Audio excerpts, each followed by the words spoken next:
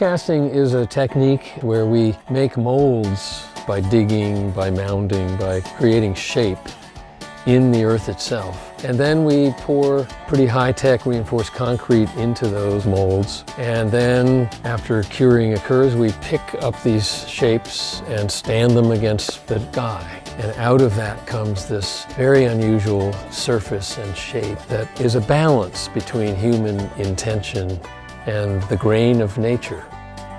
In North Carolina, we really have almost a dual personality when it comes to the arts. In one way, our citizens love these arts traditions that have been shaped over generations.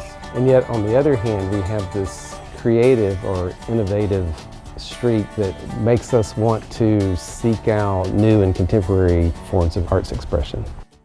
FLU started with an NEA grant. About 4 or 5 years ago, an Our Town grant developed a whole lot of interest in downtown Kinston. That piece is on the site of an old tobacco warehouse, which was torn down and left a kind of hole in the urban fabric. In this case, we made a tobacco field right there on the site and cast these 7 barn forms and stood them along the street. So it forms an edge to the street, but also almost a colonnade you can walk through. FLU is the latest edition of really cool things that people want to see and come to North Carolina to experience. In North Carolina, we've created a system of cultural trails that crisscross our state that focus on some of our really deep grassroots arts traditions. It's a way for a person to curate their own experience.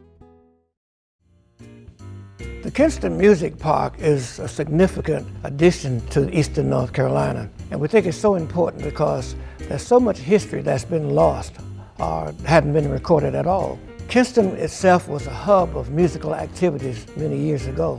In fact, the location of the park is where there was a tobacco warehouse where many famous musicians performed. People like Count Basie, Ella Fitzgerald, Duke Ellington, Louis Armstrong were all a part of the Kinston musical scene. So there were no concert halls to have things, but when you're going to do something, the biggest venue would have been a warehouse. Well, with the demise of tobacco and smoking, many of the warehouses have been demolished. And so the park being located there is very significant. The park itself contains information, you can hear the music, or just relax in the park.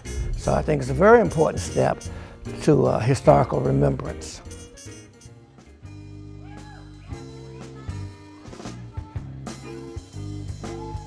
I got involved in arts education in North Carolina at a very early age.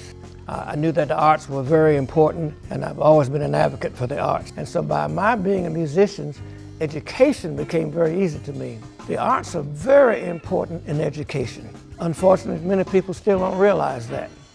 And I have been fighting for that all of my 83 years of being in this world. The National Endowment for the Arts has been a wonderful thing to have here in this state. We've received funding, we've made sure that the funds were used correctly, and we look forward to many more years of cooperation with them. Congratulations on your 50th anniversary, and wish you many more years of success.